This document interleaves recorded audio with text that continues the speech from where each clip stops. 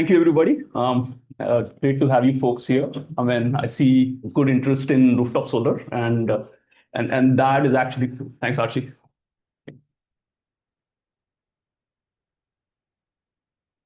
Second. You're right over there, Arshi. I'm really sorry. No worries. Hi, how are you? Good, how are you?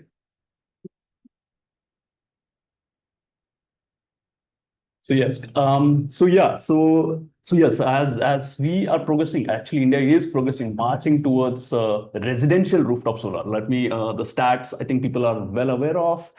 Let me give you some introduction on the stats.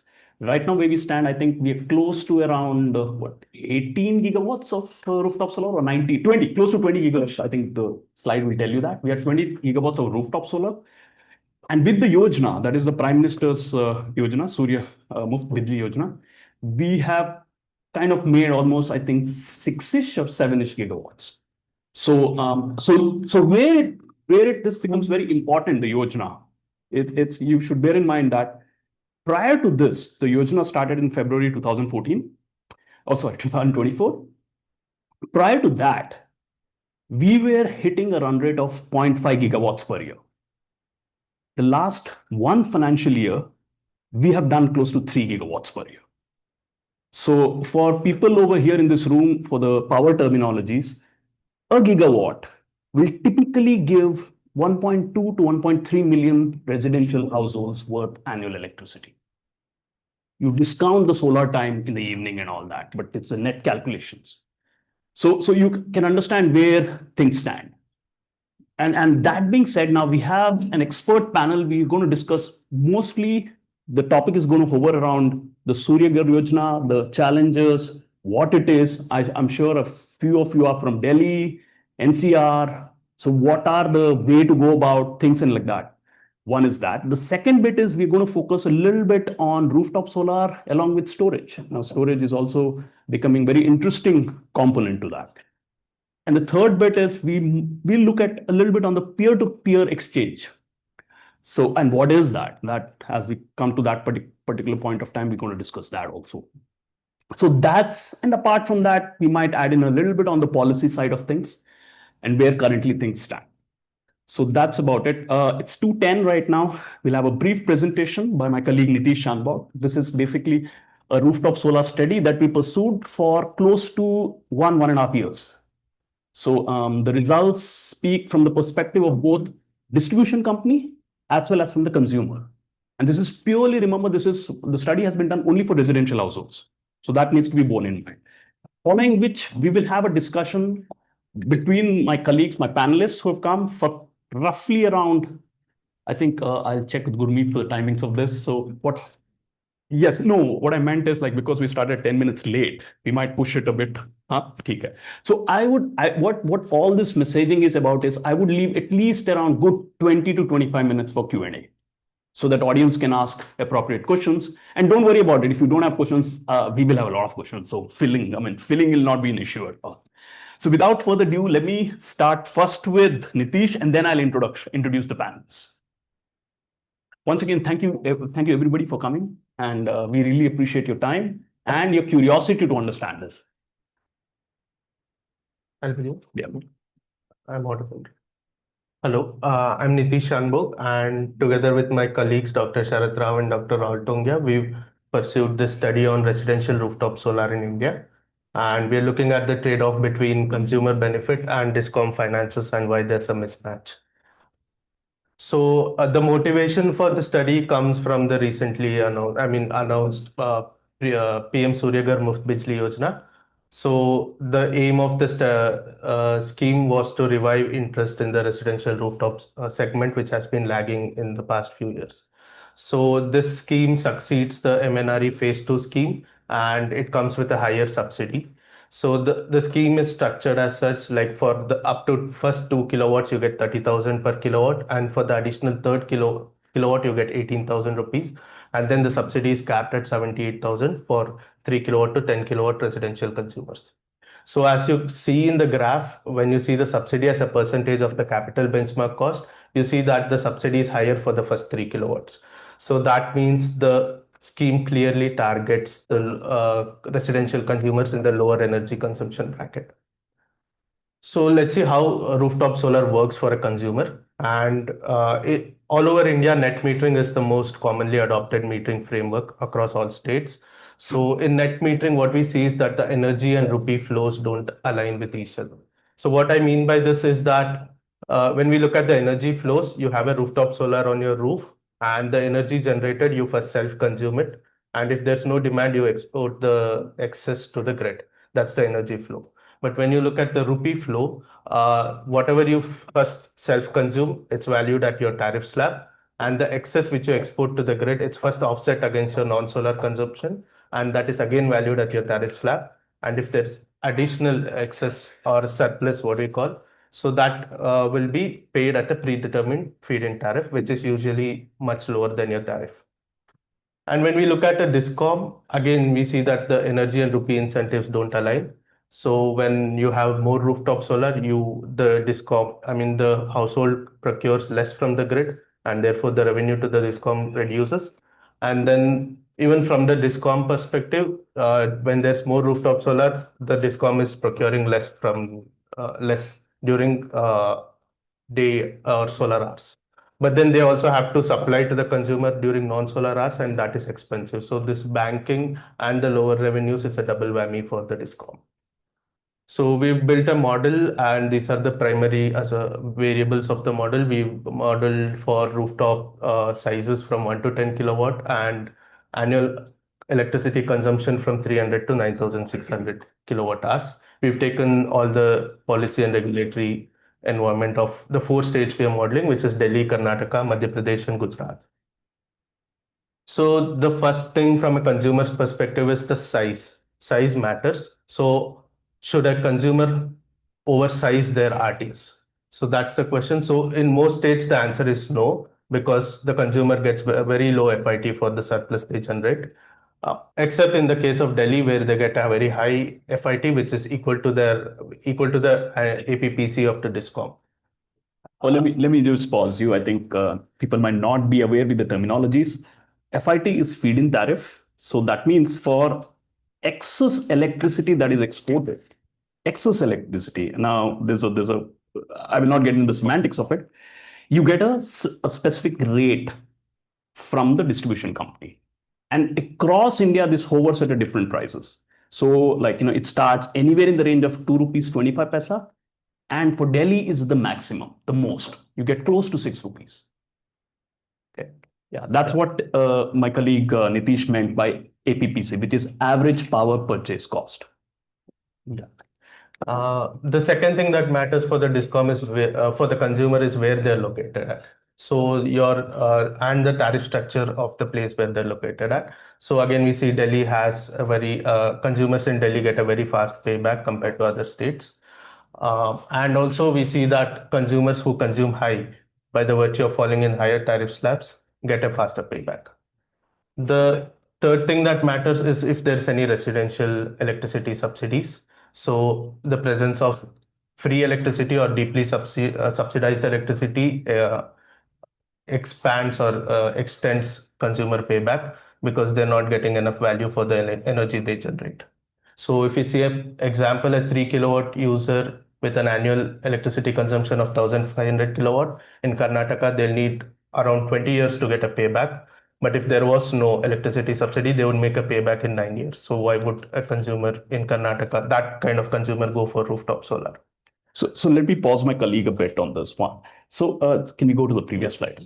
So the thing is, so if you look at x-axis, that is the consumption of electricity by specific households. So you can imagine, and that is an yearly consumption. So it's typically like electricity is measured or energy is measured in units or kilowatt hour. Now, what you see over here is we start from 300 units of electricity per year consumption, which is a very, very tiny, small household or a very poor household, to relatively richer household, which is 9,000 kilowatt hour consumption. And that's what the graph is showing you. The next, if you look at the y-axis is the net present value. That means over a period. So any contract which an individual gets to on rooftop solar is a 25-year contract. That contract he goes with the distribution company. So that the amount what you are seeing on the screen is basically about how much a consumer makes over a period of time. And this is also taken into consideration the replacement cost. In your 25 years, you'll also replace your inverter during that period. That cost also has been considered into this picture. Yeah, and so, thank you. So when we compare the consumer payback across the 4 states we studied, we see that Delhi has one of the best paybacks, and that is because they give additional state incentives in addition to the PM Yojana. So they give a capital subsidy and they have a generation-based incentive, which means for every unit you generate, you get 2 or 3 rupees depending on your size. And then they also permit you to oversize your installation, and they also give a very high feed-in tariff for the surplus. So the results across the states are same. That means consumers get the best payback when they size their system appropriately and when they have higher tariffs and when there is no subsidies. So when we look at the discom side, we see that the impact on discom revenue is again uneven. Discoms would ideally not want your high consumption consumers to go away because they fall under the high tariff slab, and the tariff they pay is much higher than their cost. They would ideally want the low consumption consumers to move away, and that is the impact on discom revenue. And also, what happens when adoption increases is that the fixed cost of the network remains the same. So, but the sales for the discom reduces, and they still have to pay those fixed costs. That fixed cost burden again falls on the non-rooftop solar users. The second problem for the discom is that there's a timing mismatch. Residential electricity demand peaks during the morning and evening hours. So let me pause my colleague 1 second. So for just to clarification of this, so that people also so in a typical, when you look at the cost side from a discom, there are two big pieces over here for a distribution company. That is, there is a fixed cost, which is typically the assets even for the generation, what assets has been used, plus the distribution and the transmission. And then there is the variable cost, which is the energy related variable. So for a typical coal plant, the asset cost is called as a capacity cost. And whereas the generation part of it, actual fuel being used, which is the coal, and monthly, what comes up, what happens with that, that is on the energy side of things. So that's why you have the capacity cost, and you also have energy cost, that is fixed and variable. Now, similarly, if you look at on your energy bills that you get, the tariff, what we call, there you have two charges. If you look at your bill, the first is the fixed charge, and then there is the energy charges. The fixed charge is what my friend was referring to all this time. The energy charges is what you actually save when you go to solar, but fixed charge you have to pay. Yeah, and coming back to the timing issue, so residential, as I said, peaks during morning and evening hours, whereas solar generation peaks during the midday. So, and this is a problem because the discom generally procures cheaper power during the day. And when we modeled two edge cases, 10% solar aligned consumption and 90% solar aligned consumption. And what we see is that when the consumer is more aligned with when the consumer's demand is more aligned with the solar hours, the loss to the discom is much lesser. It's not enough to completely remove the loss, but the loss is less. And when we add a TOD tariff, in this we have added a very simple case of plus or minus 20% for solar and non-solar hours. We see that the losses reduce. Again, the TOD tariff on its own is not enough to remove the losses, and it partly offsets the revenue hit. But then what dominates is the impact of telescopic tariff slabs and the net metering offset mechanism. A few policy recommendations we come up with. First, we need to tie storage, central government subsidies to storage. We would ideally want larger consumers, larger RTS consumers to go for battery storage. And this is because it reduces the surplus injected to the grid. Second, we need to move away from net metering and try to go to net billing. So in net billing, what happens is that the self-use you do is free, and the export is paid at a wholesale or regulated rate, and the imports are billed at retail rate. So this values the energy generated according to the time, and it values the energy appropriately. This another option within this is where the imports, which is billed at retail tariff, it can be optionally tied to protect smaller consumers. This is called differentiated net metering. The third thing would be to roll out real-time time of day tariffs, and that means it is dynamic and reflects the actual cost of the energy rather than a flat plus or minus 20%. The fourth thing would be to flatten residential tariffs. What we mean is that we need to narrow the tariff ladder. What this means is that high consumption consumers, when they have rooftop solar, they reduce their consumption and fall to the lower tariff slabs. So when we narrow the tariff ladder, or even in the case of Karnataka, which has implemented a uniform tariff slab, so this would help reduce the hit to the discoms. The last thing would be to align fixed charges with actual fixed costs. So this is as Sharath explained earlier. So we need to stop passing on fixed charges through variable charges and instead price them transparently so that the network cost can be recovered properly.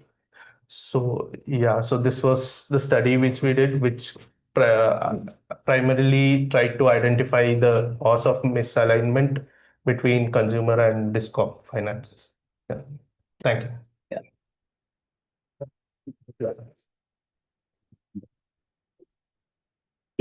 I think thanks a lot, Niteesh. I think everybody has become an expert now. We can leave now, I guess. Yeah, but I think I'm sorry about that. So let's actually move on directly to the jump to the panelists now and get some real on the ground experiences. And what we are having over here is remember there are three stakeholders here.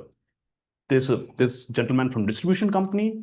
There's Arshi who represents the system integrator, who's hands-on experience with installations, and the last but not least, the banker, and from the World Bank. So I'll first introduce the panelists. So we have Vikas ji. Vikas ji is with the BRPL, that is BSES Rajdhani Power Limited. And he has been in the power sector more than 20 plus years now. So I think he knows ins and outs of pretty much everything. Prior to this current tenure, he was with Tata Power, and he was significantly involved with the Odisha power reforms. So the distribution company, for people who are already there, the Odisha is one of the only states which has completely privatized its distribution, or at least the distribution technically is corporatized / privatized, both. So yeah, so that's Vikas for you. Next we have Arshi. Arshi is an entrepreneur, and she's a system integrator. Plus, she also has a monitoring company. Can I call it that way? Monitoring solutions. Yeah, monitoring solutions. She's being humble right now. Yeah.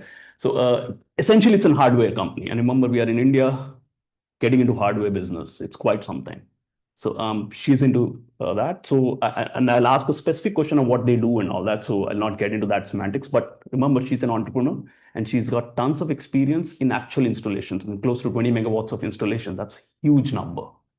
From a rooftops perspective, that's a good number. Last but not least, we have Abhinav, and he comes from the World Bank space. He's looked at rooftop solar at the World Bank from the structuring, financing angle. A. B is prior to that, he was with GIZ, and he was also working with the CSE, the Center for Science and Environment. He has been a policymaker, energy policymaker in the past. So that's how our specialists are today.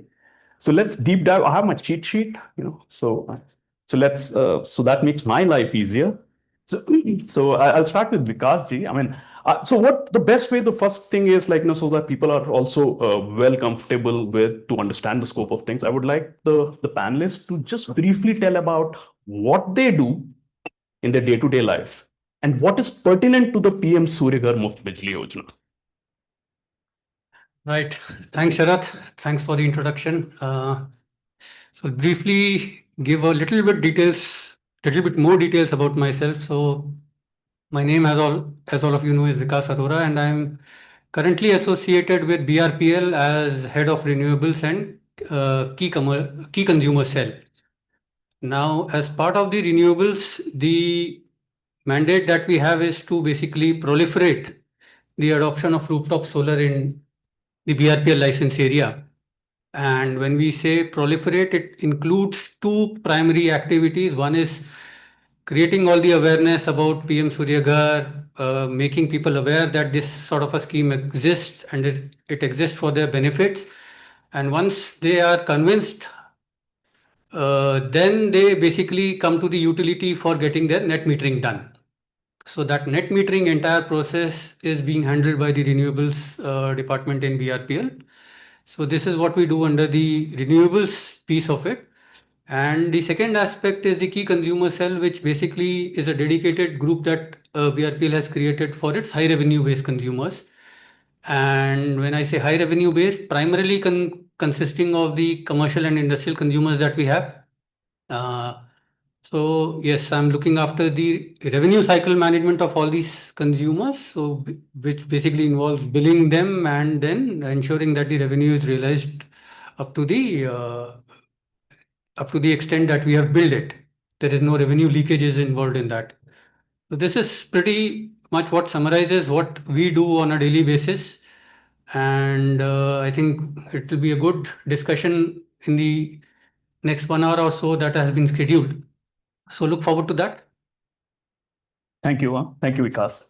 Over to Arshi.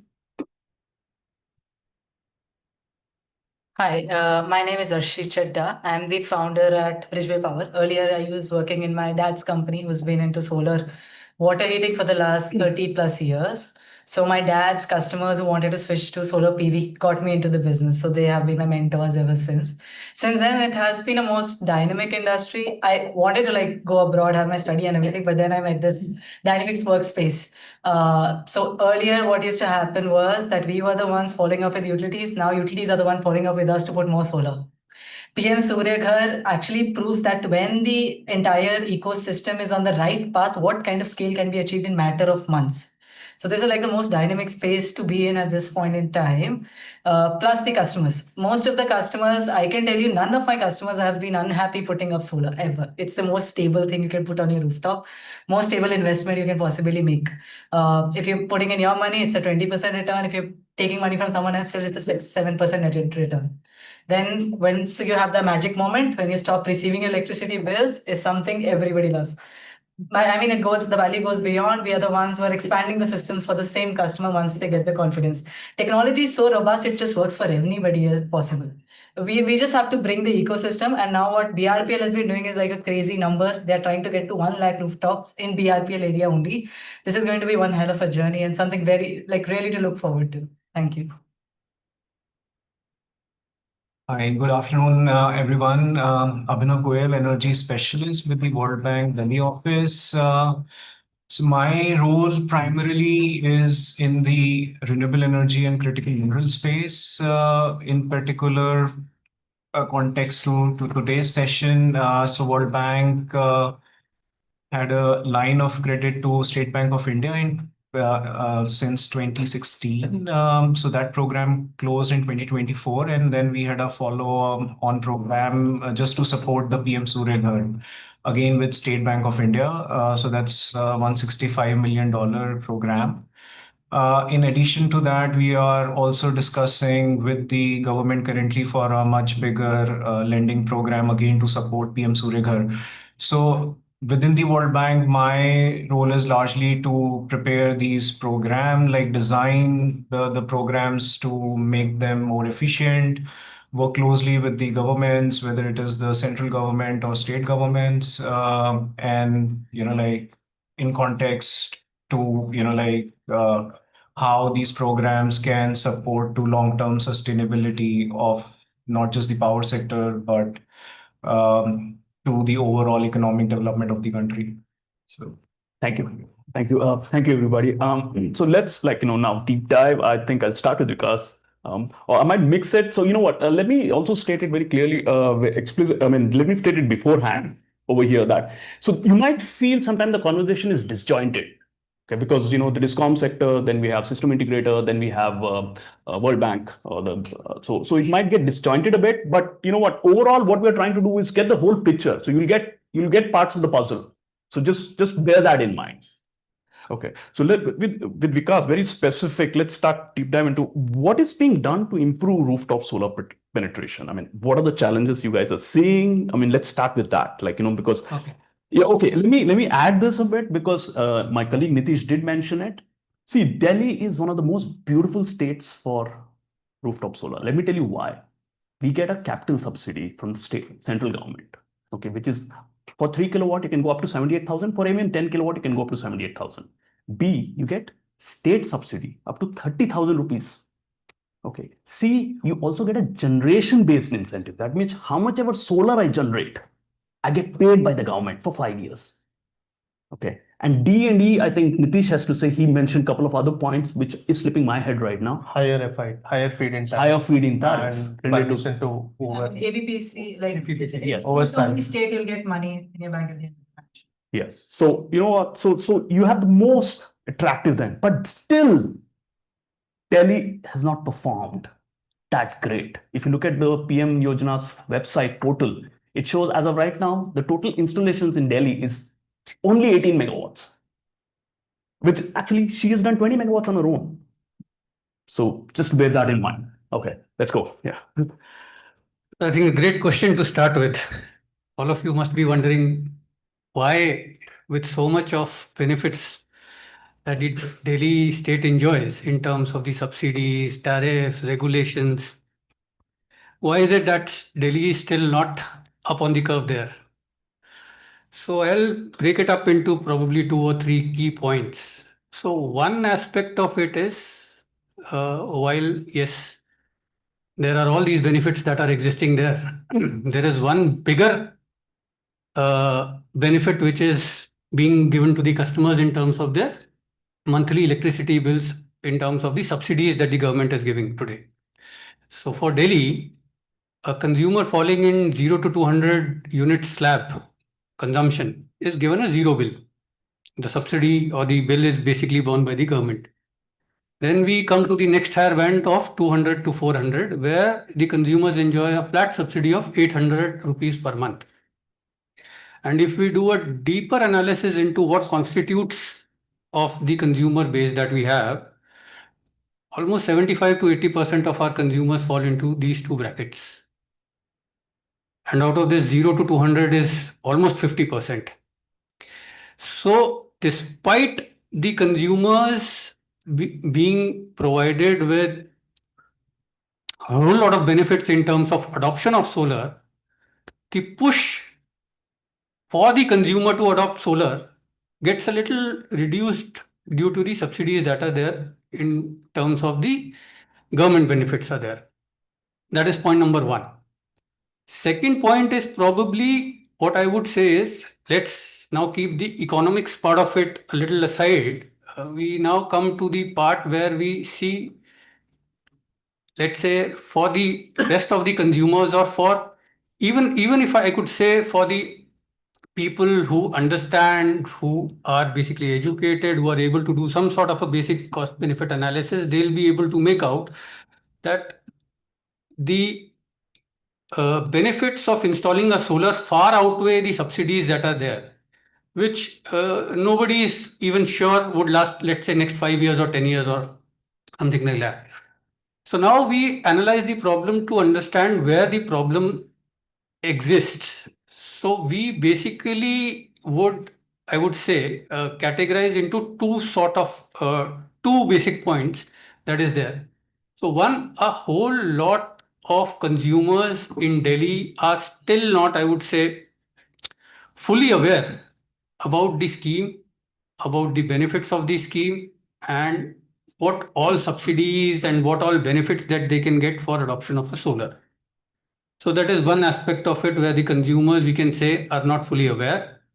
Even if they are aware, then there are, let's say, so many questions in their mind that if they don't get a resolution of that, then postponing the solar decision is always easy because it is not impacting their daily lives, I would say. Second aspect of it is, let's say, you are an educated or an aware consumer and you are well aware about what the benefits of solar are. Then the second aspect comes to how do you go about getting those installations done right at your home? And this is where I think the second challenge comes. Now with this PM Suryaghar and all, the market has become too cluttered in terms of people trying to jump into this industry. Everybody is trying to be an installer or be a entrepreneur in that sense. And this has created a wide discrepancy in terms of the services that are available in the market. So I'll give you a scenario. Let's say a consumer today goes to the PM Suryaghar portal and adopts and sets its expectations that yes, I am interested in the consumer or I am interested in the solar installation and I want to register. So he will register it on the portal, and the next step or the next decision that the consumer needs to make is in terms of selection of a vendor. Now, this is where I think the next biggest challenge comes up. The PM Suryaghar portal would show an entire list of more than 250, 300 registered vendors with some sort of their ratings also available. But now the dilemma in the consumer's mind is whom do I get into the actual contract with? So what the logical steps are, you would contact 2 to 3 vendors, seek their quotations and try to lock in the deal and get the installations done. Now here with the variety of installers that are there, somebody could be offering you a very cheap sort of a solution and somebody could be offering you a premium solution with the right quality, with the right safety aspects taken in, and the price variation comes in. Now again, this gives a trigger for the consumer to get confused. So probably this is where there is a scope in terms of how do we standardize the offerings of the vendors probably, if that can be done. Second, there is another decision point to be taken, whether we go in for, let's say, a PM Suryaghar sort of a model where the government is offering subsidies, but that has to mandatorily come up, being done with the DCR panels that needs to be installed. While the non-DCR panels that are available in the market today are. Let me pause you, sir. Let me Yes. pause. I think individuals might not be very well familiar with DCR. DCR means domestic content requirement. So so it's a mandate right now with the government projects that you need to have a domestic content required project, solar modules. And I'm going to ask later, because I don't want to give out the answers, but I want to ask later the challenges over there. That's also a part of the question, but go ahead, sir. So one aspect is the DCR models, and then if you go for a non-DCR sort of a thing, for which the availability is ensured at a faster rate, the prices are available at a, let's say, good enough discount. So that also then triggers some sort of a dilemma in consumers' minds. So bringing the interested consumer and getting them handshaked with the right vendors is probably the next set of challenges that we are facing today. We have seen the most number of dropouts, like the funnel that we have in terms of the sales funnel or the lead funnel that we have. We've seen the most number of dropouts at this stage only, wherein the consumers have shortlisted a vendor, but then they are not able to finally conclude it into an application. So this is where I think I would sum up the majority of the challenge lies.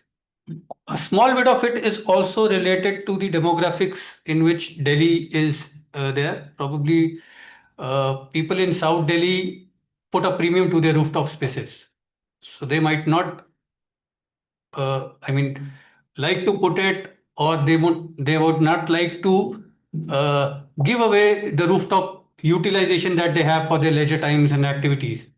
While people in the west part of Delhi, like our people, I would say divisions like Najafgarh, Jafarpur, etc., which are basically, I would say, not exactly rural, but semi-urban or semi-rural, there the proliferation of rooftop is much more.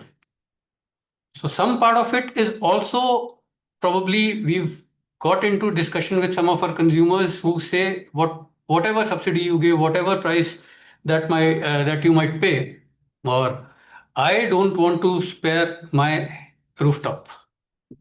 So that's a small set of, I would not say this is a larger mindset, but yes, there are a certain segment of consumers who still put a premium to their rooftop space. So that is also something, while there are a lot of innovative solution in terms of the designs that have come up, so people can put up elevated structures, utilizing their rooftop for installation of rooftop solars, as well as utilizing the beneath space for all the activities that they want to do.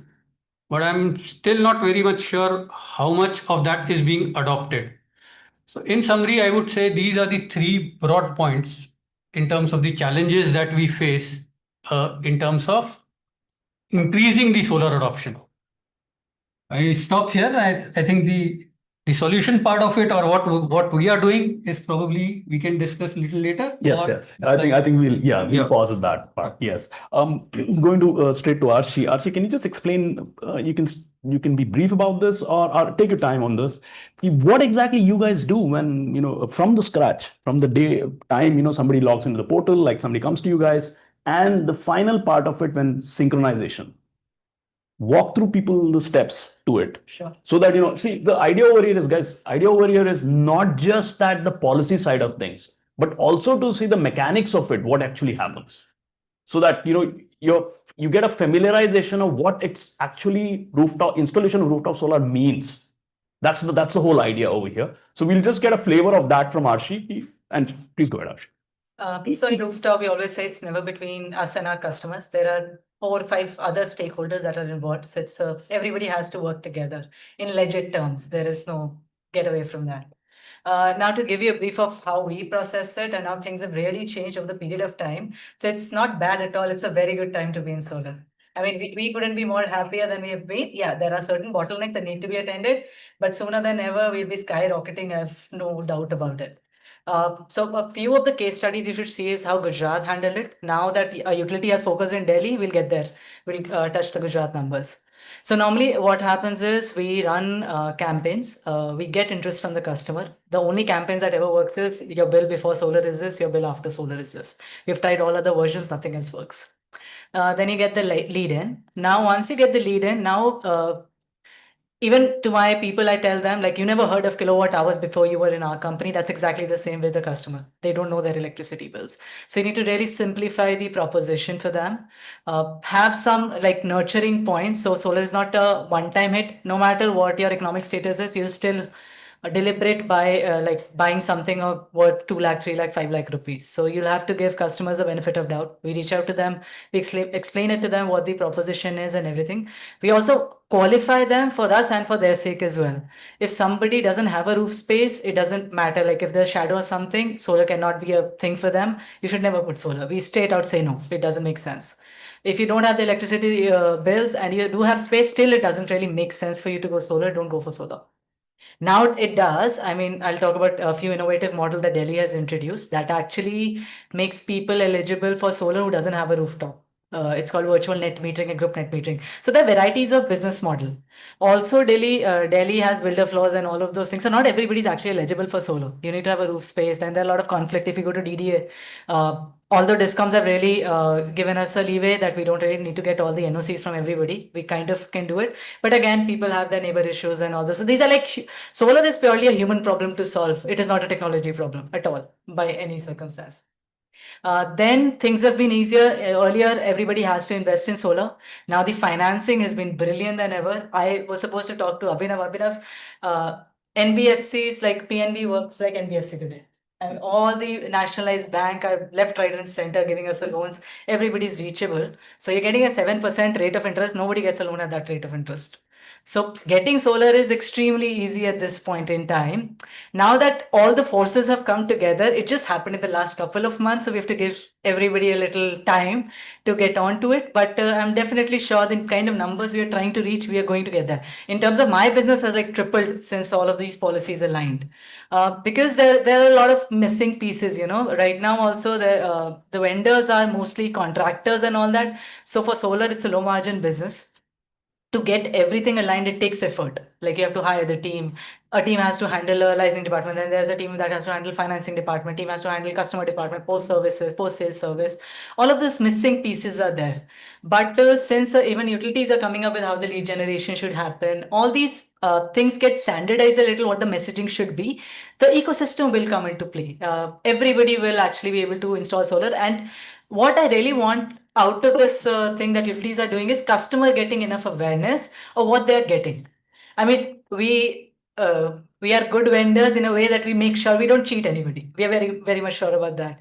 A customer is really trusting you with their money. They know absolutely nothing what we're going to do on their roofs. Even after installation, even after 6 months, 1 year down the line, they are just trusting us.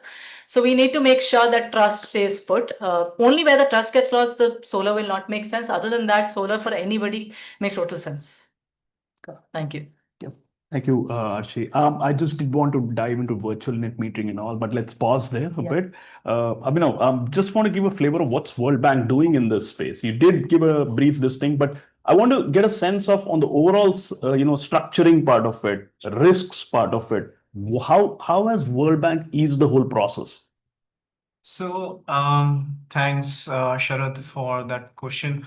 So, for the World Bank, the engagement we have with the State Bank of India, which is live, is what I can talk about, because the other thing is under preparation. So just building on what Arshi and Vikas mentioned previously. So, like, of course, when it comes to the challenges part, the awareness or the vendor selection, of course, is the most critical part. But I think the two other elements of this whole consumer journey is the streamlined process from, like the moment they come on the portal till the end they receive the subsidy. And the second, of course, is the financing part. And why I say the financing bit, just to give you a statistic. So if you look at the national portal, the top states, Gujarat is at the top. So the SBI under our program, and also beyond, it's not just limited to our program, because actually I would give all the credit to the government of India to kind of, like, bring down the cost of financing to a level where at least SBI is offering at 6%. So it is benchmark, it is negative to the benchmark rate. So technically what we are saying is that the banks are losing money for lending to this program. Because of that push from the government, like the SBI has been able to, so roughly on the national portal, you will see that there is a figure of roughly 5 lakh loans sanctioned. 2.5 lakh were done by SBI. So almost 50% is done by SBI. Of course, I'm not too sure whether that captures NBFC data. Maybe that's separate. Yeah. So SBI has kind of done 50% of the market.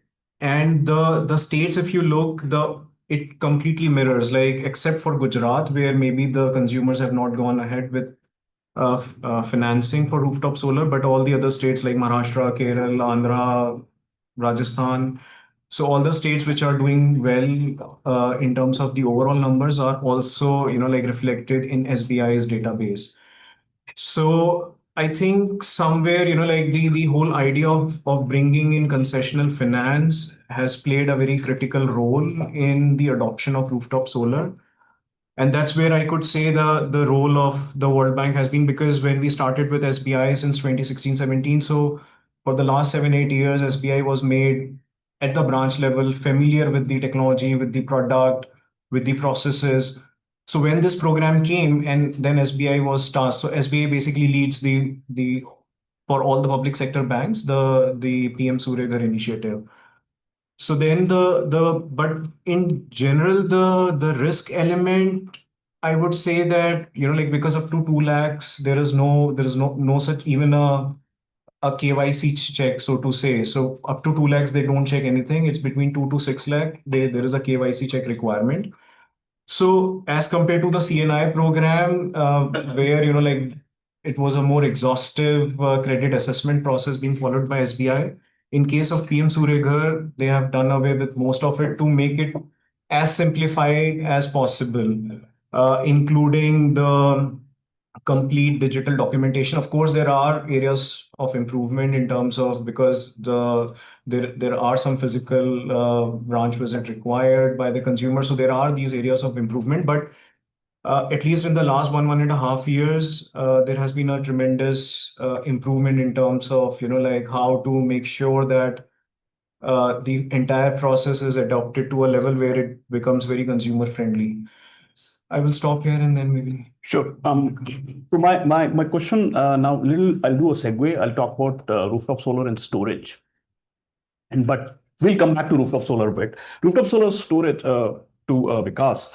What is Discoms doing on rooftop solar and storage? Now, I'm looking at two perspectives. One is the utility scale level storage part of it, and the second one would be a small scale residential level storage. Also, please give the audience a mind that how does the whole demand profile of Delhi fits into this, like the storage and the demand, how they are playing a part. And last a bit, a technical question for little bit, if you're familiar with, is like, is there a plan for Discoms to control individual solar inverters? Yeah, so Okay, so let's start with the aspect of batteries first. So batteries, you talked about the two different levels. One is the utility scale battery or the larger batteries that we are putting up, let's say in our grids, megawatt scale batteries. And then the aspect of distributed batteries along with the rooftop solars that are there. So currently, I think in Delhi, if we talk about the utility scale batteries, there are only a couple of examples to quote, but in near future, there would be a lot more penetration in terms of the batteries that you see. So I think today we have a 10 megawatt hour battery which was installed by Tata Power in one of the areas in Rohini that was there. And secondly, we have a 20 megawatt hour battery that has been installed by BSES Rajdhani at its Kilokri grid. So these are, and the Kilokri one has been a first of its kind in India in terms of the regulated approvals and the regulatory tariffs, etc., which have been approved by the regulator for the BESS that has been installed. So that has given us a good learnings and insight in terms of how do we scale it up now. And we are already before the regulator, and there have been, I think, 4 to 5 schemes which have already been put up to the regulator for deploying these utility scale batteries in our grids, which would offer us a good flexibility in terms of how are we managing our demands. So you talked about the demand curve. So I think basic intent of battery is to provide flexibility in terms of how are we managing our demands, and it also gives us a flexibility in terms of accommodating the renewables or the infirm generations that we see through the solar, etc., that we are putting up in our grids. So now coming up to the second aspect in terms of distributed solar along with rooftop. So while PM Surya Ghar has a provision of installing batteries along with the current rooftop installation, but Delhi currently as a state is not, I would say, not permitting, but Delhi is before the regulator to allow us a solution in terms of how do we accurately measure the solar generation if we are going in for a hybrid sort of a solution with hybrid inverters. So currently we are before the regulator for allowing us the challenge, I would say, I mean, why we are before the regulator is because Delhi as a state has two components. One is the GBI component, which is basically dependent upon how much of solar is generated. So X number of units generated into the decided GBI incentive is what we pay to the customer. If you are not able to accurately measure how much of solar is actually generated, then the entire financials go for a toss. So this is one challenge that we are facing in terms of currently allowing the hybrid solution or the hybrid inverters that are there. And the second is that all these solar generation that is there is also considered as part of the RPO obligations that the states have. So we need to again accurately measure those. If we are not accurately able to measure those, then this entire maths again goes for a toss. So while this, I believe, would be one of the key steps which I would say would provide trust to people installing solar with hybrid inverters and batteries, because yes, there could be a certain segment of consumers for whom the on-grid sort of a scenario might pose some challenges in terms of when the power goes off, the solar is also not available and all those stuff. So yes, this would be a key game changer in terms of if these regulations or if these clarities are coming in, then with hybrid coming in, this would be beneficial both from the consumer end as well as from a DISCOM perspective, because obviously the more batteries into the system, the more flexibility or more control we have in terms of managing our demands. Right? Yeah. I'm sure I've answered. The last aspect of one it. was Which one? if the technical part of it, if the regular inverters, is there a plan for the discoms to get a control over it? Right now, I would say there has not been much work which has been done into this, getting the control of individual inverters. But I'm not sure. I mean, the way things are progressing and the way the regulations and the policies are changing at a very fast pace. So probably we could be looking at this, let's say, as early as 6 months down the line. Thank you. Just for the audience, there's three things over here. One is Vikas used the term GBI, which stands for generation-based incentive. The second, Vikas used a term called RPO, that is the renewable purchase obligation. Like India as a country has asked like certain consumer category to purchase renewable energy. And that percentage has been decided till 2030, financial year 2030. And distribution companies come under that category. So that's what Vikas was mentioning. We have a RPO targets to be met. The last bit, what I was telling from the perspective of inverter control, is essentially Australia is doing that. So essentially, so I will not get into more technical part of it. It is just a way to switch on and switch off the inverters whenever there is excess demand or excess solar pumping happening. So yeah, I'll leave it at that. Over to Arshi. Arshi, just quick. Yeah. I think it's a time that we could pose questions. No, we'll just give you like 10 more minutes. I think three times. Fair enough. Yeah, Go ahead. we will. But please write down your questions, sir. Sure. Just to. So Arshi, just a bit. Can you just mention some understanding of the costs of the typical rooftop solar system? A. B is on the financing bit of it. Can you give the sense of term? What people are talking about? How much term do the loans people generally get in the financial this thing? And the third bit, what I want is on the challenges side of things. What kind of challenges are you guys facing?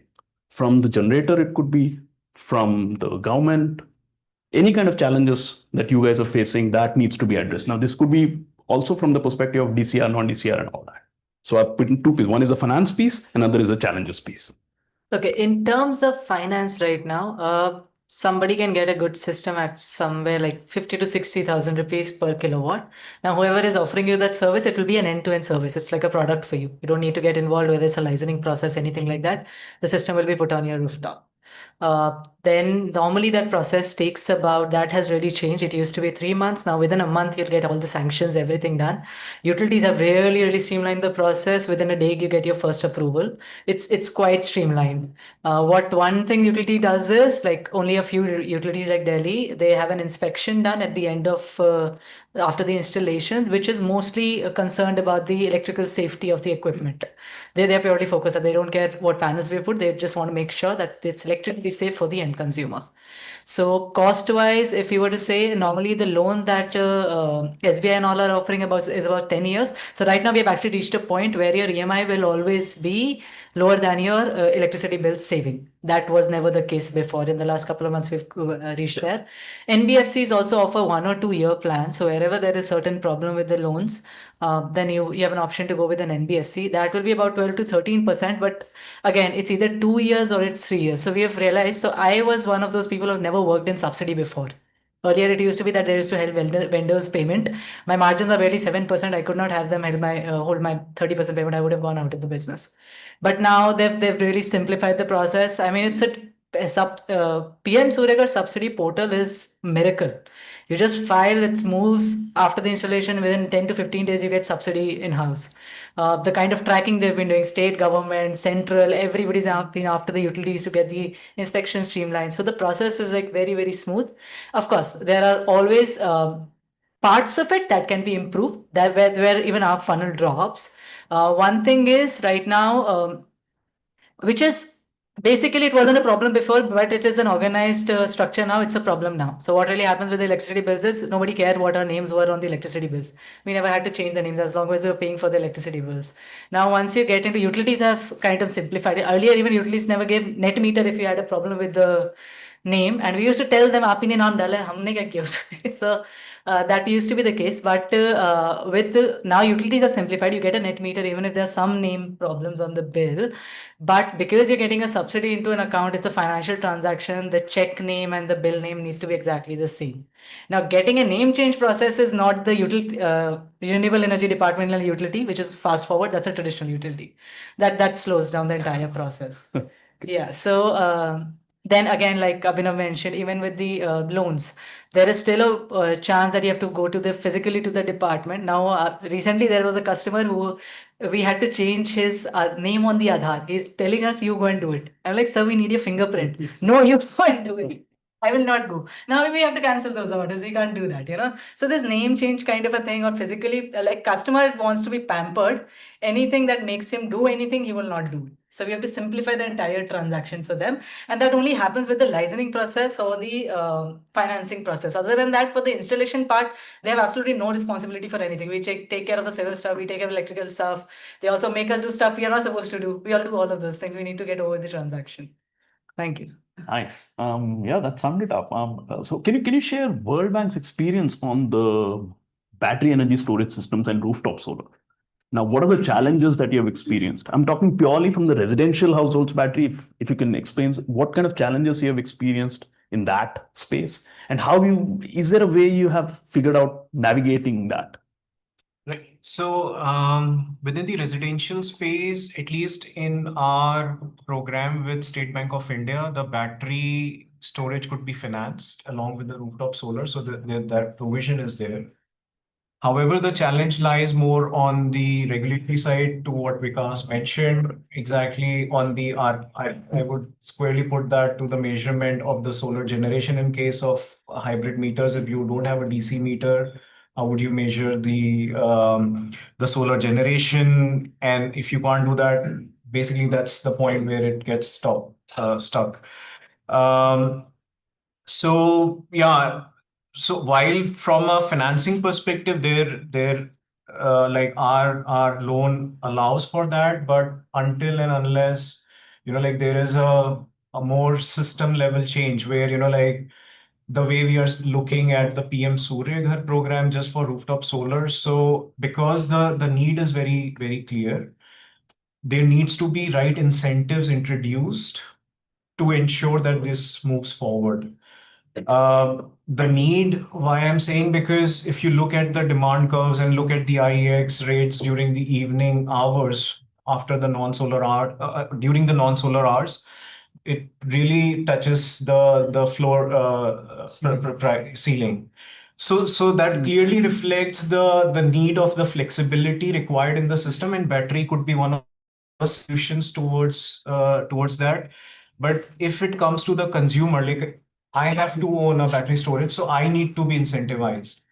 And with the current pricing, at least our internal financial modeling is close, like the levelized cost of storage is around 9 rupees, even at the current pricing for a very small 3 kilowatt hour storage I'm talking about. Wow. That too when it gets charged with the rooftop solar itself. So until and unless you have a pricing mechanism where, like the consumer can get a delta on, like selling the power at anything above 9 rupees, till that time it cannot move. Got it. So I think it's really to look the overall value of storage from a system perspective, not from a, like just from one angle. Of course, there has to be, like, if consumer is owning that battery, so it needs to make sense for it, commercial sense. But then whatever mechanism is designed should look into the cost at the system level and then price the value of storage. Got it. All right. Thanks. Thanks. Oh, yeah, please go ahead. Sorry, I was late because there was India Energy Stack workshop. Wonderful part was that we had to work on one problem statement. So they have 20. So the usual suspects were there, for the utility, billing, outage management and everything. The number one we worked was DR integration. That is from across the nation. This was the feedback. The DR integration is something that we really need to work on. So storage is something that can really, really help.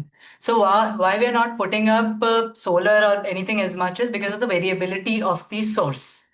But to bring predictability to the source, storage would really do wonders. I mean, utility can actually see it as a supply class at the edge, which would be really, really helpful. Yeah, I mean, just because you brought in this topic, just in a brief, just mention what is India Energy Stack doing? I mean, what is that? Just because you bought that terminology so that people in this room get a sense of it, and I'll continue after that. Yes. So what India Energy Stack is doing in layman terms is what UPI did for financing. Earlier, there used to be several banks. Transacting was as difficult. You would not do it. Now you're even paying your parking guy with a simple ID. So there's a huge machinery behind that. There is a router who's making sure the IDs are there. The data is moving rightly. The anonymity to the data is there. The identity is saved, and all of those things are done. So that's exactly what we are trying to do with the energy data. Right now, energy data, we have several sources. Every source speaks a different language, every solar inverter. So why we are making a hardware was because every inverter speaks a different language. I couldn't get all of my portfolio onto one dashboard and give my customer a AMC or a service like that. That's why I wanted to do it. So what IEST will do is it will give an identity to a consumer, identity to a asset. It will streamline the communication. So if you want to speak to any asset, you can just do one schema. It will be like a 1 minute onboarding process. If you're not doing that right now, you have to do like a 6-month onboarding process. So it's exactly what UPI did for money that IES is trying to do for energy. Right. Thanks a lot for that. So I will last bit, and after this we'll open up for questions. Is on the peer-to-peer exchange. Now, first I would just ask Mr. Vikas, just briefly, you can explain what exactly is peer-to-peer exchange. What is utility doing in that space part of it? What do you think it needs to be scaled up? If it is scaled up and reaches a certain stage, do you see challenges and how that can be addressed? I know it's a loaded question, but please feel free to answer whichever parts, and you can omit them. Right. So for a basic understanding of peer-to-peer, it's like it's like bringing the actual prosumers, people who are generating electricity and people who are consuming electricity, to a common platform. So without, let's say, I would say, which lets them discover the prices of their trade. So they essentially are not basically buying or selling electricity from the DISCOM, but the excess energy which the prosumers are generating, and they are able to trade it with people who actually need it at a mutually agreeable price. So in a very simple and layman terms, it's a common platform. I would say you could probably even link it, or to have a very familiar analogy, you could treat it as a stock exchange or any other platform which allow two parties to trade at a mutually agreeable price. Right? So there is one generator, prosumer, then the second one is the consumer. They come on a common platform, agree on a price, and then transact. Then in terms of the regulations, Delhi is one of the few states who have, I think we are very early adopters in terms of the P2P regulations. Delhi regulator has already come out with the regulations in terms of how the P2P transactions would be done, what sort of consumers can do P2P transactions, how the P2P transactions would take place, what are the mechanisms of settlement. All those things have been clearly lined out in the Delhi policy that has been there. In terms of what utilities are doing, I think utilities are now warming up to the idea, and we are now basically into a pilot phase where we are testing the platforms that are there available in the market and how things would pan out once these sort of transactions are coming in. These need to be integrated with a lot of utility systems currently. So we need to have integration with, let's say, our metering systems who are getting real-time data. That is one part of it. Then we need to have correct integrations with our billing systems.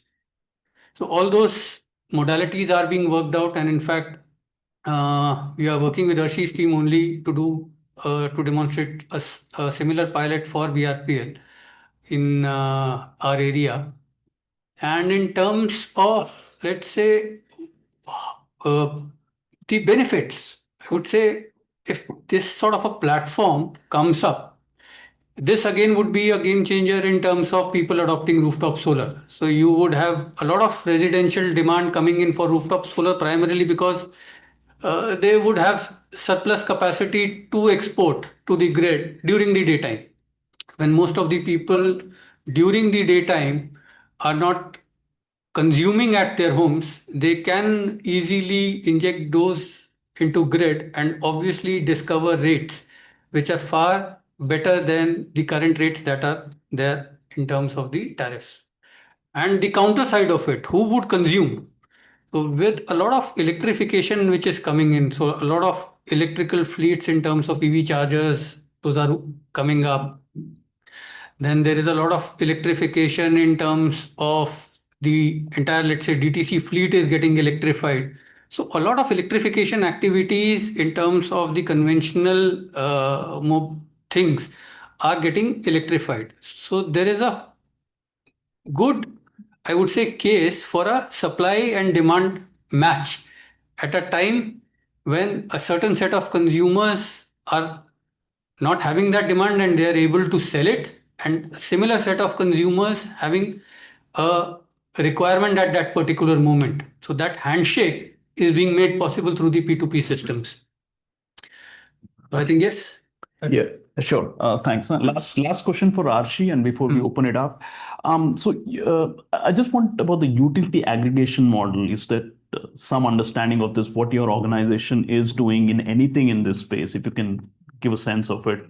Question for Him. No, I should, both the sides. Yes, you're right. But both the guys, you're on the other end of it and he'll be in the different end of it. So yeah, I mean, I've always believed utilities will always be the best aggregators because the customers already trust them. Every model should go through them. I am a big pro utility in that way.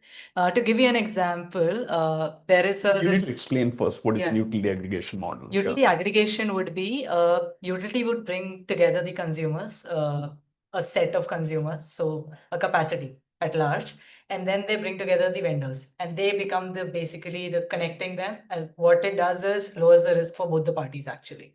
So bringing the trust into the system, which utilities will always be. So right now we're doing a few AMC models where we are doing it with the utility.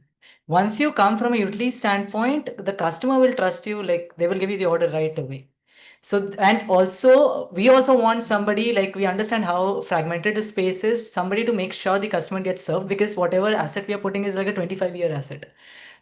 There are very less number of business that are going to sustain that thing. So at least utility should be able to monitor what the asset is doing, even from the consumer's point of view.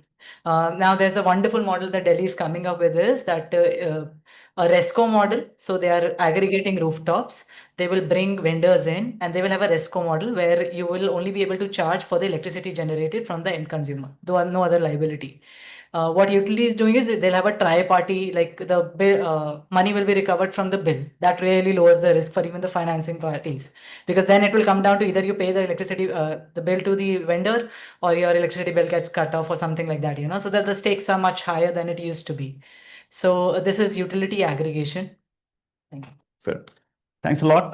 Now I'll open it up for questions. So you know what, just be, it's please speak on the mic. A. B is please introduce yourself and your organization. Thank you. Yeah. Yeah, I'm Rear Admiral Sethi. I'm here from CAPESS, an individual analyst for my interest in energy areas. I have questions for all the three panelists, and also it's based on the presentation Niteesh made in the initial. Sir, I understand that if this renewable purchase obligation was not there on you, it wouldn't be the consumer and the discom interests are absolutely different. What I would understand that if the renewables weren't there, you would be selling, you would be making much more profit. Am I right in understanding that? I mean, this is a little bit Okay, complex in terms sir, of. one second. Yeah. Is that the only question, sir? Or Oh, sir, you I have lots of questions So, for him. then we'll no, we'll have multiple rounds. Yeah, but sure. you can Yeah, but have this your is couple one- of questions. You can have another question. Yes, please. Answer. Let this one question. Yeah. I would let let's put it this way. I would say this would not be counter to the interest of the utilities, but it would be counter to the interest of public at large. See, the way the distribution model works is that we are basically entitled to recover our costs and our regulated profit margin. Right? Now there is a set of consumers who are subsidized consumers, who are primarily the residential consumers, and they are being subsidized by the subsidizing consumers who are primarily the C&I customers in that segment. Right? So let's say if you talk about the rooftop adoptions in domestic segment to that extent, let's say you are basically what you are doing is you are basically incentivizing, or you are basically taking out the subsidized consumers, right? So now what happens is basically these consumers who are now adopting for rooftop solar are the ones Are not your preferred solar. Are not your preferred customer. not the preferred, and those costs are basically socialized. That's Those right. those So costs the are not answer basically in adding. simple words is yes. This has complicated your problem. If there was no renewable energies, Mhm. you would be making as a distribution company far more profit than No. Yes. That's absolutely not the case. yeah. That's So I would like absolutely to not the understand case. how. Sir, I think one second. Yeah, there's a valid question part of it, but what happens is we are venturing into the territory of regulated rate of returns and how the whole ACOS and ARR and all that framework. Yeah, so that's- that needs a different discussion altogether. Perfect. So I would rather because that's a very technical analysis. That entire distribution model, which I would say is something which is very different, and it does not work on, let's say, a simple sell price minus cost price objective. Yes. I think then you've answered enough, sir. Yes, sir. I have a second question to. Yes, last question, bit, sir. But we'll go for multiple rounds. Yes, sure. Yeah. No, you can answer. You can ask now. I said if Please, you grant me please these do. questions. Yes. The question is to Ms. Arshi. This is regarding what are the BIS standards for your systems and for system integration, if at all they are there. I mean, Bureau of it's Indian not, Standards. it's not really for a system, sorry. It's not really for a system integration, but at the device level. Yes. So yeah. there is for solar panels. Then solar inverters, BIS, everybody has been pushing for quite a few times. So most likely we'll have a BIS a few months down the line. But for the panels, so panels are like 70% of the entire cost of the entire product. So they have plenty guidelines at this point in time. But then again, there are a lot of things. So solar panels and solar inverters are solar specific. Other than that, it's just consumables, wires, MCBs, and all that. So those They already have standards. They already have plenty standards. Yeah, but any dabba which comes next to the existing meter, does that have a standard? The distance from the existing meter, etc. I mean, utilities have their SOPs. So every utility will give certain guidelines of what they want, how they want the electrical earthing work to be done, what specific wire MCBs boxes they need. But again, it's a utility specific thing. There is nothing coming from the center as per se. It's always recommended. So there's no BIS standard for that. Not for the complete system, only for the devices. Yeah. And my third question is to Abhinav. Do you have a state-wise data with regard to the penetration of solar? This is a linked question to the aspect which came out that even Vikas ji mentioned as regards the penetration of solar in Delhi is low. And you mentioned with regard to how the rural areas of Delhi have a better penetration. I think you didn't mention, and it's my perception, the more urbanized we have, how many rooftops exist per the dwelling units is an issue that you should consider, rather than, because rural areas may have more percentage for that rooftops per the number of dwelling units. So do you have a stat like that? And second question to you is, what are the global best standards that you bring to India in this area? Okay, so on the first question, this is already in the public domain. There is a national portal of MNRE, the Ministry of New and Renewable Energy. And if you go Just give me a ballpark figure of the best state in terms of the penetration of so solar Gujarat. rooftops per lakh of a household. So that's not per lakh of households, that's just the cumulative installation at the state level. So that data is in the public domain. Gujarat is 50% of the entire thing. Then you have Entire dwelling units. Yeah. yes. Then you have Maharashtra, Kerala, Uttar Pradesh. So, but you should go to the PM Yojana's website portal, which clearly spells this out. Does this Yojana tie up the BESS also? Sir, we will take this up. We will take this up. But Yes, sir. come to the We will- second part. On the global standard as such, like so we have different instruments in the World Bank. Lending instruments. The instrument which we have used for the rooftop solar is called Program for Results. I don't want to get into the technicalities of the instrument, but the simple message is that this instrument relies mainly on the country system. So whatever are the regulations of the country, it kind of assesses those regulations and then strengthens if there is a need, but largely it depends on the existing framework of implementing this program, which is largely driven by MNRE. But there are assessments which we do, particularly on aspects of, say, environmental and social, which generally are, like assumed to be fairly okay. But so then, like in case of SBI program, so we ensure that, like when the SBI official is visiting the site or when they are kind of sanctioning the loan to the vendors, not in specific to this program, but I'm talking generally, that there are these safety requirements. So, like the safety requirement, the awareness of the consumer on following some of the safety standards, certain exclusions like no solar rooftop on asbestos sheet. So those are the, like some of the requirements which get embedded in our program, lending program, and implemented through the agency, in this case, State Bank of India. Thanks. Thank you. Thank you. Thank you. Please, anybody else? Oh, please.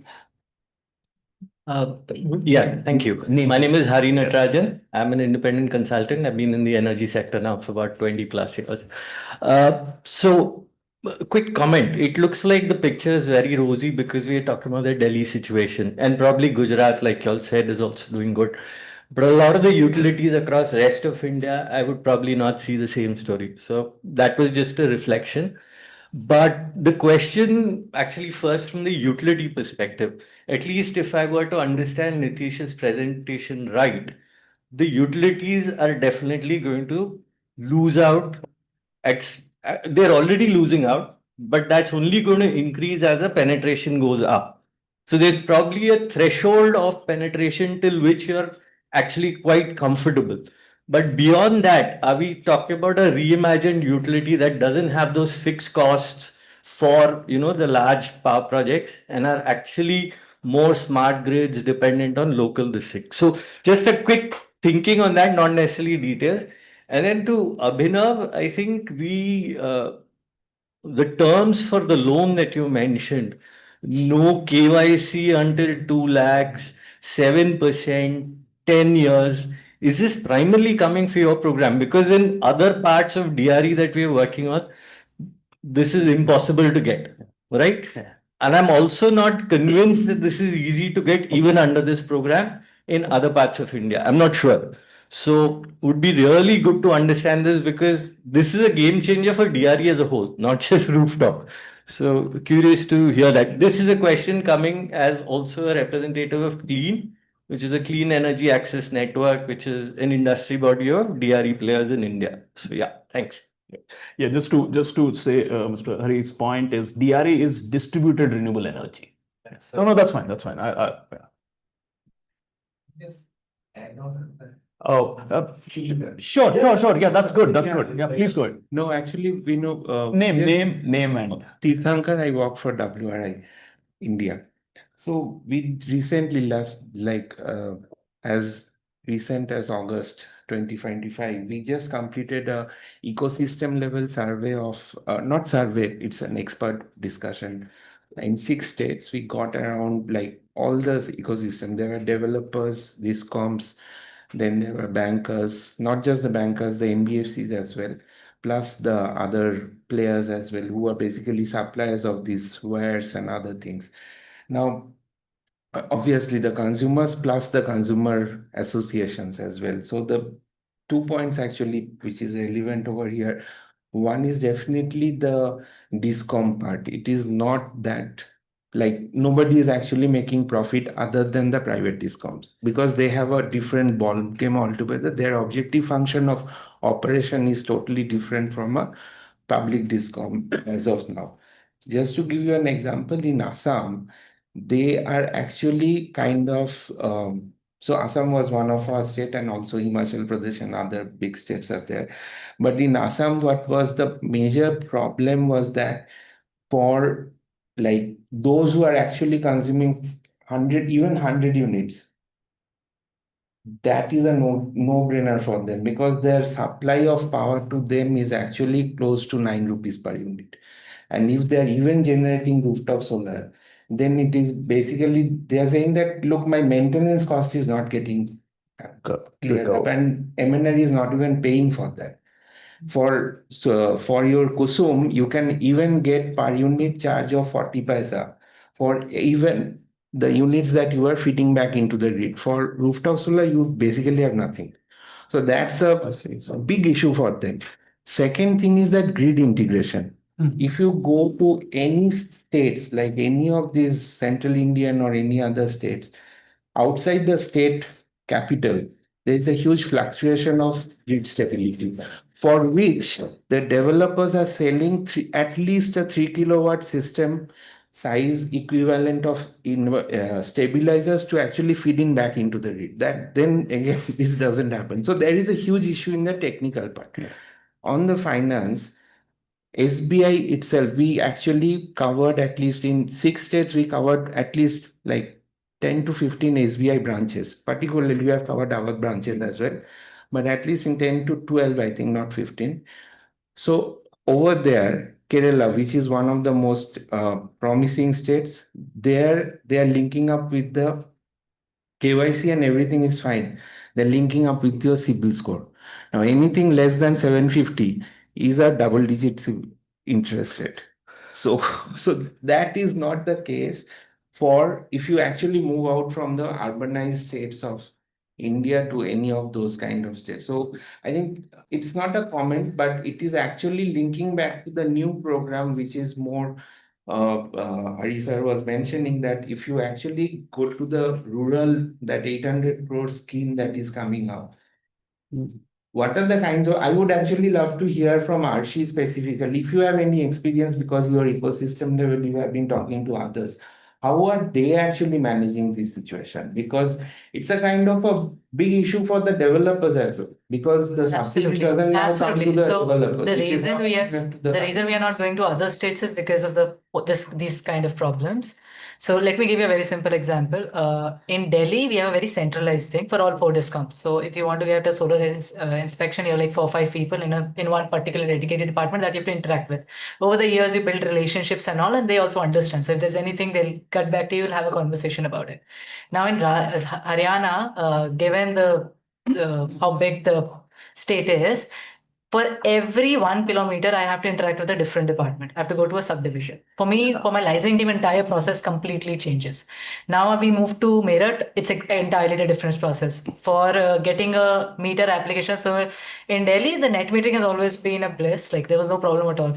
In Haryana or anywhere, you have to buy a meter, you have to get it tested. I have to buy a meter in Noida, I have to get it tested in Meerut. These kind of processes, so whenever there's a licensing thing conversation happening, I will not do it. Again, when it comes to financing, again, same thing. Here, the branches are now aware of the entire term, so they've done enough education and all that. So across the nation, if you're going for a CNI loan, you can talk to any SBI department that is quite mature. But the residential is still picking up on that. Now, even it's a people problem, like I told you. As a vendor, I have to, like, my margins are so tight, I have to keep a tight team. So I have to make sure that it's aligned at all values. And if the funnel is like stopping, the cash flow is stopping anywhere, we will not go over there. So yeah. In Rajasthan Kusum scheme also, in Rajasthan, it has been wonderful because they've been very organized about it. They've like organized it. It was an amazing, like putting a 2 megawatt plant in a matter of 6 months, having it up and running was amazing. We're trying to do a similar installation in Himachal. It's a pain. We might not just do it now. Just any takers on Hari's point of model? Does the whole model needs to shift from the whole fixed cost to the I mean, just a thought. Yeah. Wonderful question. We are very excited about that. Otherwise, they won't know. I mean, how I have been putting it No, in. but that's not the discounts headache. Discount will get a pass through. That will not be a discounts headache for the model. Discount component, like the fixed. No, I think The way the Okay, sure, tariffs let have them been handle it. actually, there has to be a renewable energy specific tariff mechanism now, because as and when we hit the that's 15 to 70% Yeah. range and beyond, there has to be a shift from your fixed cost versus variable cost and all of those. That needs to be relooked into. Yeah, I think that Precisely. Yeah. That is I think that inflection point would definitely come in once the proliferation picks up. Yeah. So currently, I think there has not been much, I would say, thought about it or discussion about it, because we are still grappling with the initial challenges of how to basically accelerate the adoption. But yes, once that thing picks up and we have a substantial amount of our power procurement being done through the local generations, then I think it would need to be reassessed. The business model would need to be reassessed both from a commercial aspects as well as the technical aspects of it. So both aspects would definitely need to be looked into. And yes, in order to basically safeguard the interest of the consumers as well as the interest of the discoms, there would need to be certain changes which would be required to be made. Quick clarification on that. So as of now, you're not facing any problem because you're getting all the solar energy during off-peak hours. And that's why your demand is lower. And you've already got these power purchase agreements. So is there no issue at this point of time? At this point of time, because the adoption for the megawatt quantity is very low in terms of, let's say, if we talk about BRPL only, we have a cumulative capacity of, let's say, 175 megawatt installed as on date. And compared to the overall demand that we cater, it is, I think, decimals. got it.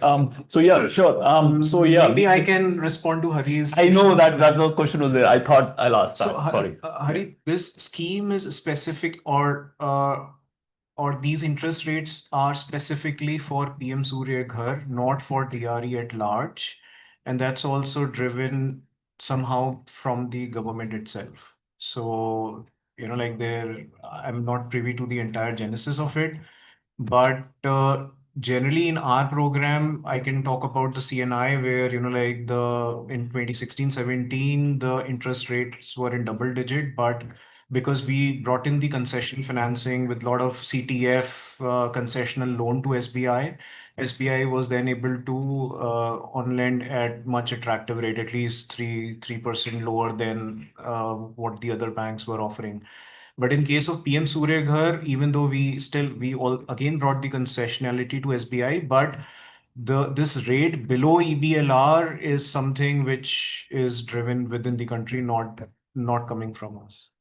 So our banks completely. Hari, Yeah. Can you park it? Just write it down. We'll go for the next round, please. And just sorry on. We will come to you 1 second. We will just start with this and then next. Yeah. Yep. Hi, Name, please. Saksham Goyal from Vasudha Foundation. We've been doing a lot of on-ground work in UP regarding PM Surya Ghar Yojana, along with vendors and discoms. So I had three questions to ask all three of you. First is I'll go with Vikas. You said that discoms are not really profiting with the subsidized consumers, right? That fall in 0 to 200 and 200 to 400 category, and they form about 80% of your consumer base. Just a bit correction here. It's not about profiting. I mean, we do get the money from the Yeah. But it's not It's only like the government cutting them off, and them adopting I solar think, rooftop. you know what, let me pause you over there. Yeah. It's very incorrect to use the word profit. Okay. But, Agreed. Corrected It's myself. Agreed. technically incorrect. It's technically incorrect. Yeah. Okay. But would the discount want them to actively take up solar rooftop, right? So that the subsidy part could be reduced. The subsidized electricity part, as from a business making sense. Okay. But if I'm a consumer who lies in that category where I'm enjoying free electricity, what sense would it make? And this is a two-part question. What sense would it make for me to invest in solar rooftop? You say longevity or 25 years of free power, ultimately about 15 years of free power or whatever, 18 years of free power after getting my payback period. But are there IEC activities being conducted by discoms to make the consumers aware of this total life cycle? Is that happening? That was my question to you. Then I can go forward. Just we'll have one more question because we have a few Okay, people. cool. That's all. Can you please stay. Yeah. I'll put up one more question Yeah. for Arshi. There are guidelines, PM Surya guidelines, where there are all BIS certifications and every thing put up. But from the ground reality, when we see plants, there are plants that are not standardized, made in a standardized manner. I'll give a very small example. Concretization of legs should be there. It is a guideline practice. Does not get followed. Plants are still installed and commissioned. Okay. There are cost cutting things based on which people like me would make my decisions. मुझे cost कहाँ पे कम पड़ रही है मैं ये देखूंगा. मैं आगे के technical parameters नहीं देखूंगा. That is based on either discount inspection, based on the vendor. How do we standardize the whole process? One thing was standardize this through discom inspection. But that does not, you're a vendor, you would know that does not at times happen.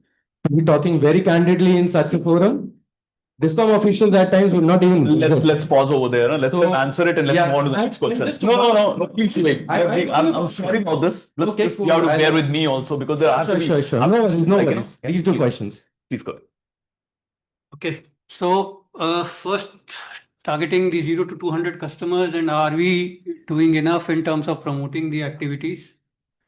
I think if you, Behind you. I'm not sure if you are a BRPL customer or not, but Not really, I live in Gaza. okay. But yes, if you would have been a BRPL customer, I'm sure you would have definitely received some sort of messaging from us today of, let's say, a camp being held tomorrow at your nearest division office, or let's say tomorrow, for example, tomorrow we have a very big plan lined up with the entire BRPL management being present in Tughlakabad village, along with the Honorable MP there and the local representatives from, let's say, from divisional commissioner to the MCD's divisional commissioner. All those people are there with the objective of only promoting PM Surya Ghar. So a lot of promotional activities are being undertaken, but yes, with Delhi in terms of the large geography and consumer base that is there. And we have started very recently. All these activities, let's be very candid about it, have started, let's say, probably in this financial year or Correct. right? So a lot of it is being done, and to top it, it is all being monitored by DOP. At the highest level in the government, this is all being monitored. So we are required to send a weekly update to DOP in terms of all the camps that we have done, the number of people that we mobilized in those camps, along with the photographs. So all this compliance and all these awareness activities are being done. And going forward, you would even see a more intensification. I mean, we are going to the level that we would not restrict ourselves to these camps, but we would be doing a door-to-door type of a survey where we've gone ahead, hired an agency, and they would be engaging with customers, eligible customers having rooftops, explaining them the benefits and asking them to convert to solar. So we are going to that level. I think, have I answered in entirety or some of it is left? I know. One part is what Yeah. I heard. No, that's a part. No. That's pause over there. I just wanted to say for people's convenience, when Mr. Arora mentioned about DOP, he's talking about Delhi Department of Power. Delhi Department of Power, yes. Okay, fine. Just one thing that Yeah. I was probably looking up. Ah. In all these awareness campaigns and booth campaigns. Let's pause that and let's take up the next question you just said about the BIS guidelines. If there is any answer, Let me just complete. sorry about that because of the fact that there are multiple guys who are, and I need to. You did ask. We can have a- Okay. Last Yeah, question. No, we have not it's answered bad. it, so let's just complete Yeah, that. I was just wanting to know if you highlight the total, like the whole benefit of 25 years. Oh, yes. Not just, Yes. because we were talking about 5 years and 25 years. That Two was more the questions. Yes. questions. So That was the only one. perfect. I mean, if we don't highlight that, it will not make sense to a lot of consumers today. So to give a very brief picture, I mean, we are going to the extent now that each inquiry that comes to any of our, let's say, officers who are handling the solar desks at our divisions or at the central back office, each inquiry that would come, we have procured specialized softwares that based on consumer CA number is basically the identifier for a customer. We would be pulling out the relevant consumption history for last 1 year and giving him a scenario analysis of what the situation was pre-solar installation and what the scenario would be post-solar installation. And this marks up to, let's say, 25 years. We even go to the extent that if you delay the decision making today, what could be the cost of taking a no decision today? Wow. That's a good 7 to 8 page report that is generated through a specialized software based on the actual rooftop space that is available, based on the actual consumption that the consumer is doing, and that gives him a lot of confidence in terms of whether going in for solar makes financial sense or not. So like Arshi had mentioned, the only thing that works for it is ki pre-solar kya tha, post-solar kya hai. Correct. So if we are able to crack that mystery in terms of the real and actual data. So what we were previously doing is we had all these scenarios built in, but that was I would say, hypothetical situation. Let's say we took a consumer having a monthly consumption of 400 and then there was a scenario. Now what we are doing is we take your consumption and give you a real situation. So that is the level to which we are now going. And with all this, I think, yes, probably 6 months down the line. We'll take last two questions and then we can all We do. had a very good question I'd like to answer. Oh, the bilaterally. No, Then we can do all bilateral. Idea, and we'll discuss with them actually after this. But yes, right now the major problem is, so sorry. Nobody really understands the safety of the asset. Now, even from my customer's point of view, sabko kya hota hai, they want to protect their rooftops. They give us like a 2-inch ka space, 5-inch ka space to put a pillar. My people are going to do that. This time customer is very a little hasty about it and all that. We do that. After that, that structure will definitely fall down. So on the customer's level, and at the end of the day, with the major problem with rooftop is it's never standardized. I mean, you have to put a structure, it's a customized structure for every roof because India is the only place where you have every style of roof possible. So that is one thing why there they could penetrate was they had a very stilt kind of a roof and it was easy to multiply. So here what we can be doing is the customer needs to be made aware. Now we are sending awareness campaigns of you should go solar, but also how you should protect solar. Make sure that during the installation, these safety things, that's for your family, that's for your neighbors. Even we are like, we dread there was some time that panel is going to hit somebody and actually going to kill them. That's a scenario we never want to be in. Thank you. Over to you. Thank you. My name is Navodita. I'm from a clean energy think tank called RMI. I just wanted to get the panelists' reflection on some of these business models that are being introduced under the PM Surya Ghar scheme. One of them is, of course, community solar or virtual net metering, and the other is this utility-led aggregation model. So, to the question of catering to the subsidized electricity consumers that otherwise don't have the incentive. Do you see that these types of models or any other can actually help in getting these subsidized consumers into the fold of PM Surya Ghar? And two examples come to mind that have been in the news. One is Rajasthan, I think, has started putting 1 megawatt plants at substations and then routing the benefits through VNM.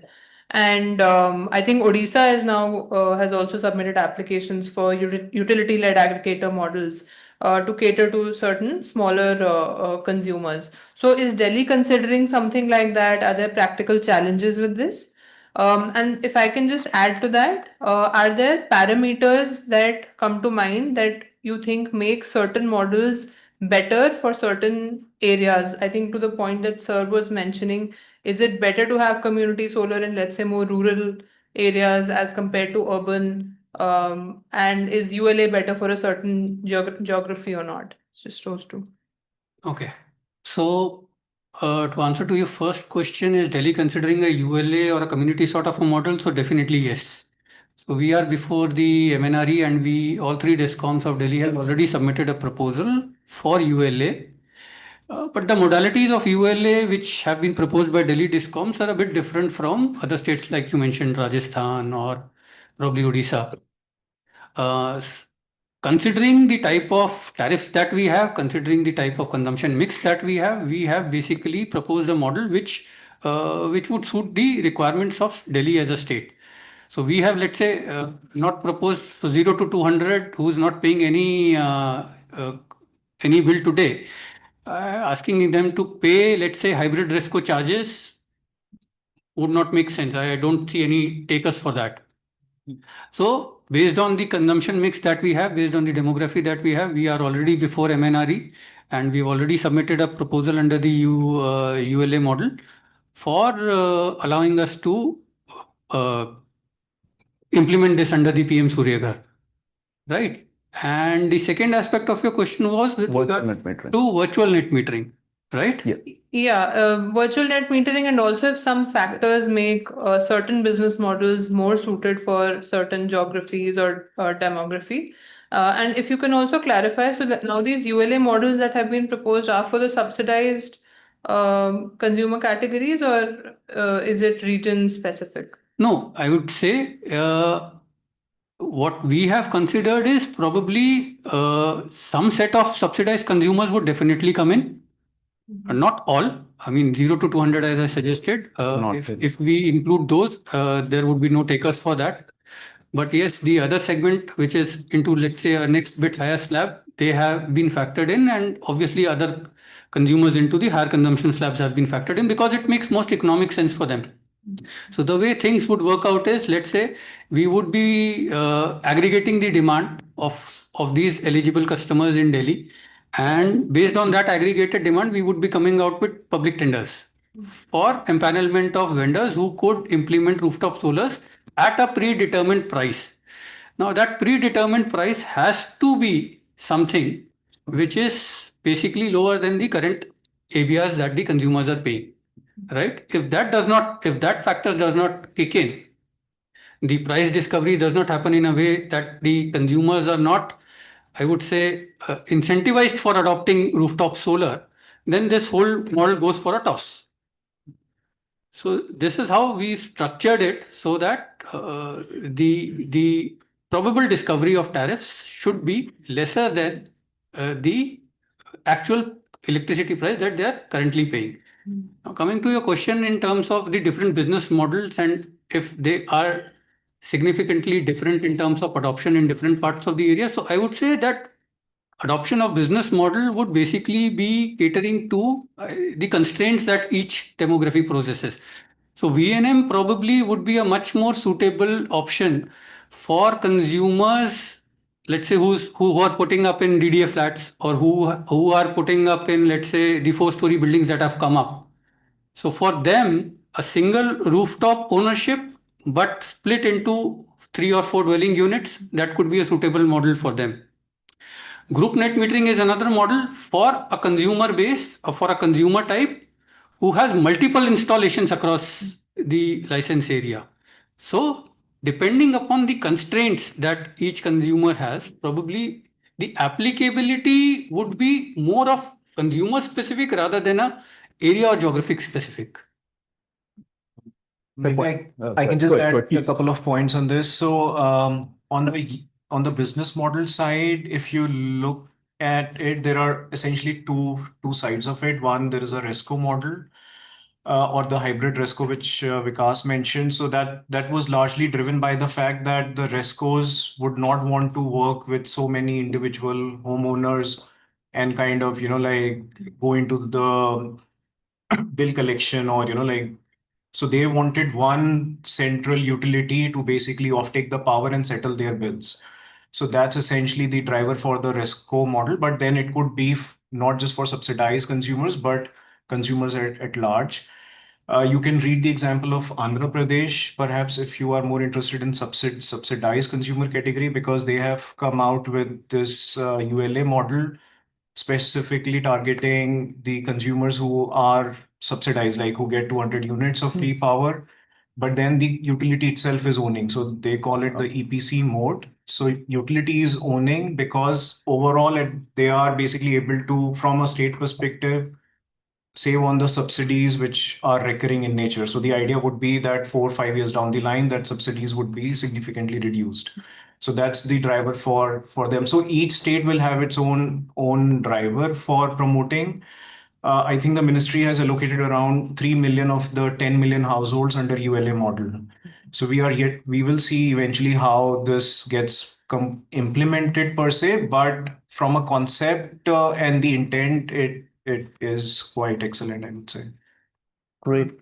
This is the last question, and I know people will be hungry. So just because I promised 2 questions, the last one, Anuj, last one. Thanks, Sharath. So this is question to No, name and organization, please. Yeah, sorry. This is Anuj, and I work with CW.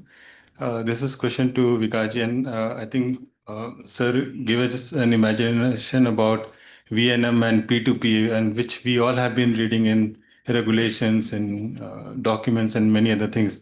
You have also mentioned that you're doing a pilot in Delhi, but and also you also gave a problem statement in the beginning stating that the South Delhiites have rooftops, but they're not interested to put up a solar rooftop.